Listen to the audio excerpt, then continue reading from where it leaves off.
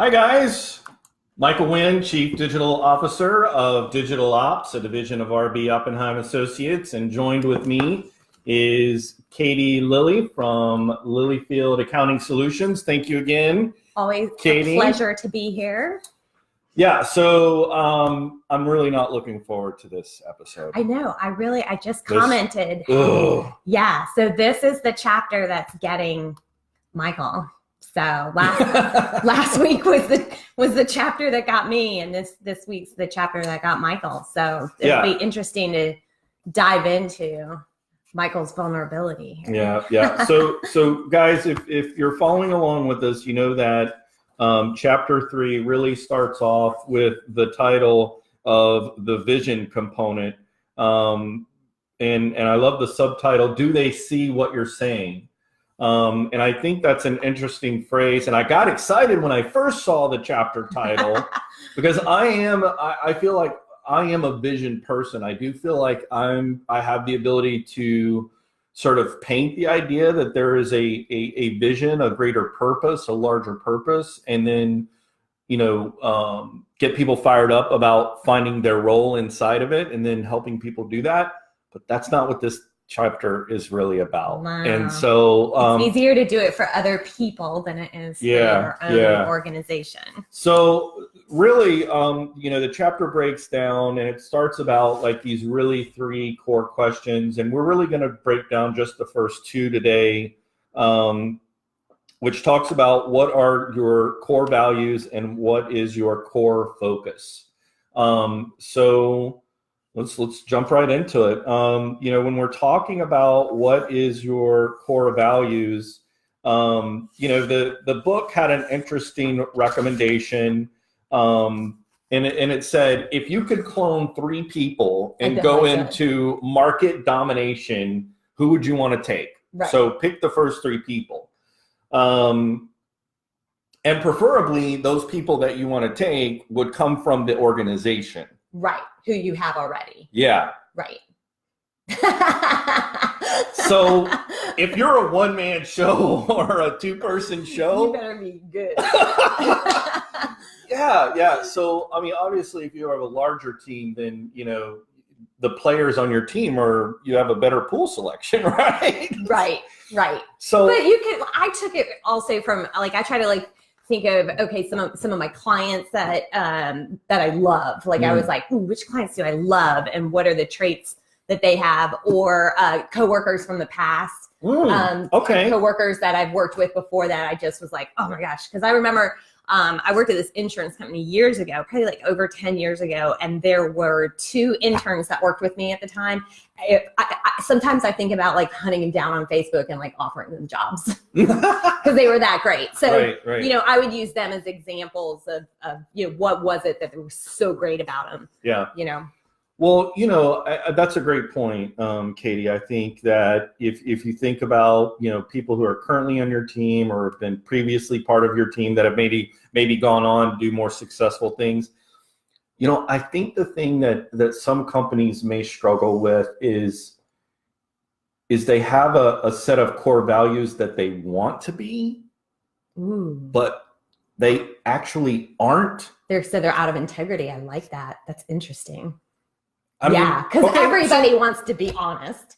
Yeah. Right. Well, think about what if you were the mafia, right? And because they did literally take over the market and they dominated, right? And all of their people were about muscle and intimidating people, right? This is a weird example, but I'm just saying, when you think about it, they didn't have core values that would appeal to the mainstream, like integrity and trustworthiness. Although within their own little mob world, they did have trust, right? And but then they backstab each other and kill each other, right? So it's terrible. So that's what I'm saying. I feel like there's a lot of companies out there who right off the bat struggle with core values because they think they want to do something or they want to be something, but their team is not made up of people that have that value. Yeah. No, I love this. So I did, when I turned 40, I treated myself to a coaching session. All right. And one of the things she had me do was she gave me a stack of cards that had values, and you just read them, and you put them into two piles of, yeah, that one speaks to me, that one doesn't speak to me, that one speaks to me. And you'll hit one and you'll be like, well, it should be my value, but it's not speaking to me. And you get kind of embarrassed, you know, because it's like society kind of expects that to you. And one that I struggle with, that is a core value for me personally, is fun. So that one speaks to me. I love to have fun. I think things should be fun. But I feel like that's not a real core value. You know what I mean? Like it's not, well, I'm an accountant. So, you know, you see the rub there? Oh, so yeah. It's like, it's very, numbers are linear. Right. Yeah. And it's like, well, do I really want to be like an accountant, you know? So yeah, you've got to find what works. Yeah. Now you're I'm freaking her out. Core values was easy for me until now. Great. Thanks. All right. So so the step that they bring you through is, okay, you've thought about your three people. All right. And then on a sticky board, start to write down like all of the characteristics of those people, kind of like your little card game, right, with all the values. So, you know, unequivocal excellence. These are examples from the book that I'm going to read off just so we have a sample size. Continually strives for perfection, wins, does the right thing, compassion, honesty, integrity, hungry for achievement, enthusiastic, energetic, tenacious, encourages individual ability and creativity. I like that one. Yeah. Maintains accountability, services the customer above all else, works hard, is never satisfied, helps first, exhibits professionalism, growth-oriented, treats everyone with respect, has personal integrity, isn't cynical, is committed, is fun. Is that on in there? the book, yeah. Excellent. Is fair. Look, it's really far down on the list, though. This is not numbered, it's bullet points. Right. So, you know, so the idea is you write this, you know, all of these different things with the people that you're like, okay, if we could go to war, market domination, and take over the world for our company, we take these people, and now we're going to break down the characteristics of these people. And it's interesting because I love the way Gino talks about some of the other books. He cites other books, right, about, you know, like Jim Collins, Good to Great, you know, some of the other writers who've done really good work when it comes to identifying what are some common traits of successful businesses, right? And so I think that's really interesting. So now that we've done that, and we have this list, and we're looking at it, and then in steps 3 is we have to narrow that list down, and then circle the ones that are truly important, and then draw a line through the ones that are not. You know, combine the ones that are kind of similar, right? So because we're just trying to sort of pare it down and boil it down to get, you know, roughly 5 to 15 of these different kinds of characteristics. That's a really interesting exercise, right? It is. Oh. So I did this right when I decided to go from a solopreneur to opening a firm. I did this whole visioning self by myself after I read E-Myth, and I came up with the 12 core values. Or I came up with 12. And we revisited it this morning briefly. Me and a couple of my team members looked over that list. And I would say I'm down with probably 70% of them still. But I know right off the bat, for me, for my firm, I need somebody other than being fun. Because if they're not fun, they're just not gonna, they're not gonna fit in with me, you know? But the other is super detail oriented is what I'm looking for. I'm looking for just I don't want to say anal retentive, but I'm looking for that, what about this? Yeah. And super responsible. Those are my two big ones. And that's just because of the nature of what we do. Mm-hmm. We don't want anything slipping through the cracks. We want to notify our clients of anything that's coming up. So we've got deadlines we cannot miss, payrolls and IRS payroll tax deadlines and sales tax deadlines and things of that nature. So I need someone that's super responsible and super detail oriented. So I know those are at the top of ours. But then to find someone who's also fun, that's a unique combination. Something that I just kind of thought about as you were saying that and going through those things, it was kind of maybe an aha moment. If you thought about the three people that you wanted to take and have, market domination over, your specialty, your industry, and you thought about the three people, maybe the disconnect is this. Maybe the disconnect is don't focus on what those people do, what their job is, but the makeup of the person. Mm-hmm. Right. I mean, I feel like that's can't be like understated enough. Like it's not when you're thinking about these core values, it's not about core abilities. Right. Because everybody's resume is going to look pretty much the same. Right. If you're going to apply to be an accountant or a CPA, like you can do math. Right. That's your ability. Right. Right. We're talking about the makeup of someone. Like, Katie, you know that I cannot stand the status quo. Mm-hmm. You know that, right? Right. That's why you're my friend. I feel like I believe that there's a better, more effective way out there. Right. To get to where we want to go. Right. So that's a core value of mine. Right. So I feel like as a creative, mm-hmm. I'm going to think about different ways people use outside the box, whatever kind of terminology. So if someone had put me on their list, right, if I was going to be one of the ones like taking Michael Winn with me, you know, right. they're gonna want me on that team. In my list of values, loyalty mm-hmm. is going to be really important. I think creative, obviously, but yeah. So anyway, I think that's an interesting.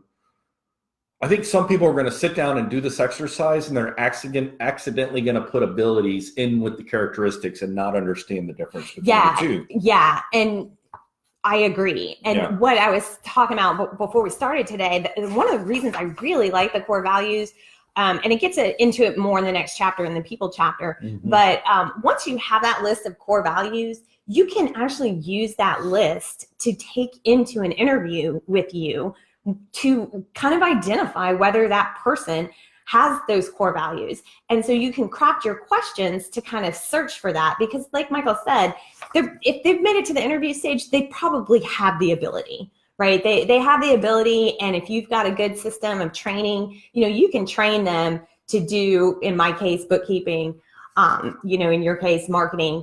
But you want to ask questions. So like the questions that I would ask to try to find out, is someone super responsible? Mm-hmm. I want to ask a question of, how do you manage your home? Mm. How do you manage your home life? And see, oh my gosh, I'm a list maker. I make lists for everything. I've got a planner here and a planner here. And those, those are the kind of, that's what I'm looking for. And so I think developing just the core value list helps you craft better interview questions rather than just kind of trying to get an idea of their experience and their abilities, like you said. Would you say, is problem solving a characteristic or an ability? I think it's probably an ability, but the characteristic would be someone that loves it. A core value.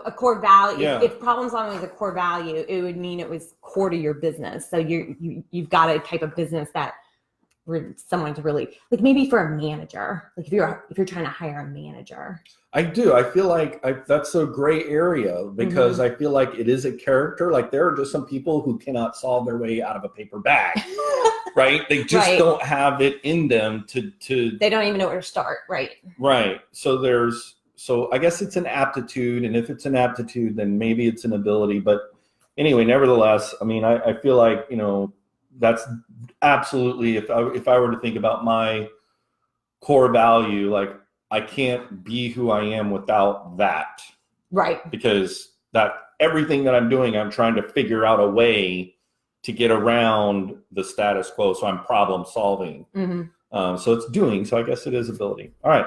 So, all right. So once we've narrowed it down, you know, the book kind of talks us through and gives us some examples of, you know, groups that have, you know, boiled it down to the 5 core values. And, you know, I thought it was all very interesting, you know, just to see a list of, okay, so here's the Fresh Soup Company. These are their 5 core values: action-oriented, can-do attitude, no jerks, open and honest, passion for the brand. So, I mean, that's kind of cool. I like that. Yeah. Oh, look, here we go. Professional ground services. We do whatever it takes in every situation. We have fun. You'd love to work for them. We are passionate about our work. We have integrity in all that we do. Those could totally be your I like it. Core values. I like it. Yeah, and none of it has to do with abilities. None of it's we're really good at mowing the lawn. Right. We're really strong and we can push stuff. Right. All right, cool. So, you know, they also recommend, I thought this was interesting, don't run out and tell everybody immediately that you've established your core values. Instead, let them simmer for 30 days and then meet one last time as a team and sign off on your final list. So you were kind of talking about how your process was and what you did. Right. And there was kind of a gap, right?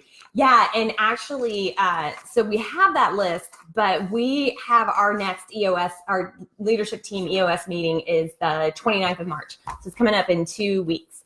And this is what we're doing next, is core values, core focus. Okay. So I'll come back and give a little report of recap what we distilled it down to ultimately. All right. In the next couple of minutes, we're going to talk about what is your core focus, right? So we're shifting from core values to core focus. And again, this chapter is so massive. Like it's literally like almost 60 pages. And these first 2 questions are just the beginning of it. And they're so heavy. Yes. And they're so like vulnerable, get real, you know, and I think a lot of people struggle. I know when I read these, I was like, oh, okay. Okay, so core focus. I know you had a real passion for this, so I'm going to let you kind of take the lead. Yeah. Okay. Yeah. So we've narrowed down our core focus, and I've done that over the past 2 years, and it's been 100% trial and error. When I first started the firm, we took on a lot of clients and from a variety of industries.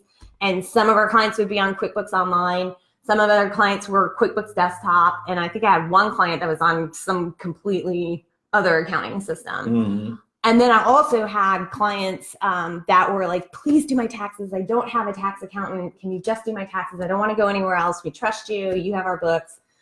And I was like, fine. This is our first year. I was like, fine, I'll do your taxes. Didn't think it would be, I mean, they weren't complicated clients. And it was the worst experience of my life. So I don't like to do taxes. I don't. And I need to own that. And I think for a while there, I was like, I'm an accounting firm. Every accounting firm has, you know, accounting, audit, tax. This is what I need to be doing. You know, this is who I need to be. And I finally was like, you know what? No, I enjoy bookkeeping. I enjoy keeping the books clean, setting up systems, you know, getting the numbers to the tax accountant, getting the numbers to the client, explaining the numbers to the client. That's what I personally love. And that is what I need to be doing. And so I made the choice to do nothing but bookkeeping. We do only bookkeeping. We do only QuickBooks Online. And we do only service-based businesses. And the fact that we were able to get that focus is when we were really able to scale. Right. And we were able to just take off because we weren't scattered. Everybody knows how to do QuickBooks Online, and we know how to do it well, and we know the program inside and out. It's where the industry is heading with cloud accounting. So I feel like we're ahead of the game there. Right. And it doesn't tie us to somebody's desk anymore. My accountants, my bookkeepers can work from anywhere, which is a big piece. Yeah. And then narrowing down the industry helped us scale in that construction and retail clients, they just have they have some unique accounting issues that just, I give that work to other bookkeepers. So we do service-based, QuickBooks Online, bookkeeping only. And then our tagline is, we do your books so you can run your business. Brilliant. Yeah. So this one I feel really good about. What I was telling Michael earlier before we started was one of the things I'm trying to struggle with is that we do your books to run your business the core focus? Is that just a tagline and a marketing thing? I don't know. So when we meet in 2 weeks, that's the other piece of our meeting, is to really come up with the focus, because I think you have to take it through like an 8-question test. So we'll come up with some ideas and then run it through the little EOS test from this chapter and see what ends up coming out. Yeah, I think it's very interesting. I think you articulated very well the reason for being, the why you're doing it. Right. And then you've figured that, plus the segment, the market, the service oriented stuff. Right. I feel like so many businesses, no matter what they are, they look at all the possibilities of like, oh my gosh, we could do, business with these people and these people and these people, right? And so they look at all the possibility, and then they spread themselves too far apart. Like, literally one ass can't sit on 2 commodes. Oh my God. That's a Russian saying. It's really popular. I just heard it. I think it's so brilliant. Your butt cannot sit on 2 toilets. I love that. Oh my God, that's hilarious. We'll get into that again when we do the accountability. All right. So for those of you who've never heard that term and are like, what is he talking about?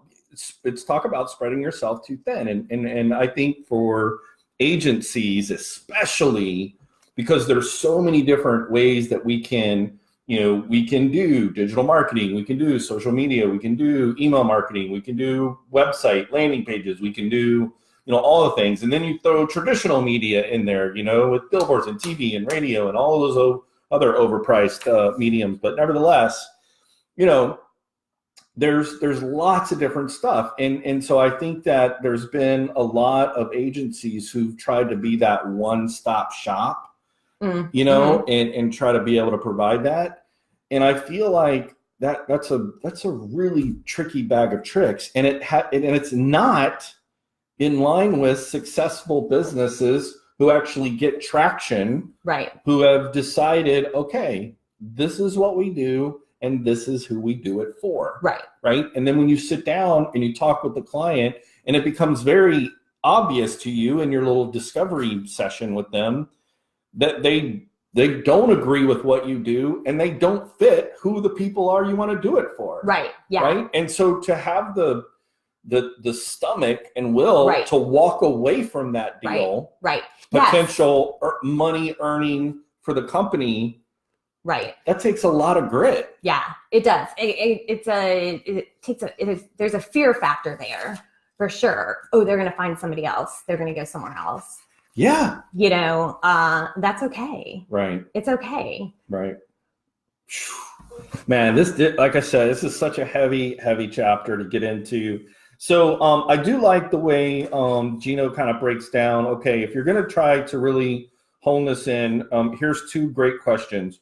Why does your organization exist? And what is your organization's niche, however you want to say it. I like that he's broken it up into that. And I also like that he sort of uses, figure out, maybe some people call it your purpose, your cause, your passion, right? Like that's why your organization exists. I always think about, when I hear the word why, I think of Simon Sinek. Have you ever watched his why video? So like Simon Sinek, you should Google it, guys. If you haven't seen Simon Sinek, check it out. Why YouTube video. He did a TED Talk, 18 minutes that will absolutely just unlock and turn on light bulbs when it comes to the why. Excellent. So check that out. I'm going to put a link in our blog to Simon Sinek's why. I mean, we're talking literally millions of people have watched it. It's really good. Good. Okay, so you want to go through that process too. And then thinking about sort of your niche, it should be simple. I like what he says. But you need to have that ability to filter, right, and understand what those companies are like. So how do you guys do it? You know that it's service? Yeah, it's service-based. We usually ask if they're willing to do QuickBooks Online, and then we just ask them what they've been doing. So our niche is small businesses that are not big enough to warrant a full-time accountant on staff. Right. But big enough that the owner doesn't need to be doing the books anymore. Right. So it's a very unique niche that I just stumbled upon when I was doing books on my own, and I realized there is a huge market for this. But then also, as the cloud accounting begins to evolve and a lot of the functions of QuickBooks are being automated, really the 40-hour-a-week bookkeeper realistically probably only works 25 hours a week. And so there's a lot of opportunity for bookkeeping and for people to save money there. So that's kind of what we're looking for, are those people that just, they don't want to do it anymore. Right. It's a pain to them. They don't enjoy it. It's not fun. See, it's fun for us. Right. You know, I enjoy it. It's like doing a puzzle to me. Right. So why not give it to someone who loves it and get it off your plate, you know? Yeah. So I think for digital ops, I think what we're really seeing really take traction for our clients is this. At the end of the day, we are all vying for attention. And if you're going to invest and stack the deck in your favor to garner the most attention you can, you need to make sure that your message and that your creative can hit the individuals whose motivations and the why they want to do business with you, that you talk to each one of those. The problem is we come from a 40-year-old idealism that if I put one piece of commercial out there, everyone's going to get that message. Right. But as a society, that's not how we consume content anymore. No. Your Netflix channel is different than my Netflix channel. Your Pandora station is different than my Pandora station. Right. I like what I like. You like what you like. So what we're doing is we're flipping that model upside down, and we're starting to understand what are all the little niche segment behaviors of the 13 to 30 different motivators for our clients, and then creating creative that goes along with that, and then creating a set, if you will, and presenting all of that messaging to those individuals, okay, so that they can hear the message in their context, the way they view the world. Right. Instead of this homogenized, perfectly diverse, one piece of content. Right. That doesn't work anymore. We don't consume content like that anymore. Right. So we've amassed this army of creative people who are putting together all this creative, and then we're leveraging that creative on the underpriced attention platforms. Nice. Right now, the underpriced attention platforms is Facebook, Instagram, influencer marketing, YouTube pre-roll, and podcast pre-roll. Nobody knows how to price those things. We're literally paying 1 cent per engagement on some of these platforms. There's nothing else cheaper. Right. And there's nothing else that can get more attention. Right. Right. And some of our clients are like, but we want a billboard. And I'm like, I'm sorry, that $3,000 for that billboard is stupid money. It's Yeah. way overpriced. Yeah. When everyone that's driving in their car is looking at their phone, Right. and they True. shouldn't be, Right. you know, Or listening to their podcast. or listening to their podcast or whatever, right? So yeah, so I totally get it, and I think, you know, we're gonna have some people that are gonna come in and be like, nope, sorry, not gonna do it. Yeah, I mean, it is scary, and it is a lot of, you know, the should be's.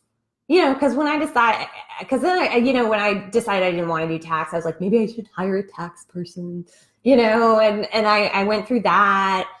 And then I realized, you know what? I am not trying to be a stereotypical accounting firm. I am trying to be a new generation accounting firm. Right. You know, right. I am trying to push the envelope on how it can look different and be different. And innovation. So why am I trying to be like all the others? Right. You know, right on. So now I own that we do bookkeeping. Very nice. Very nice. Guys, I hope this session has been informative and inspiring and made you think about what are your core values. What is your core focus as your business wants to build in scale as it comes to growing your business?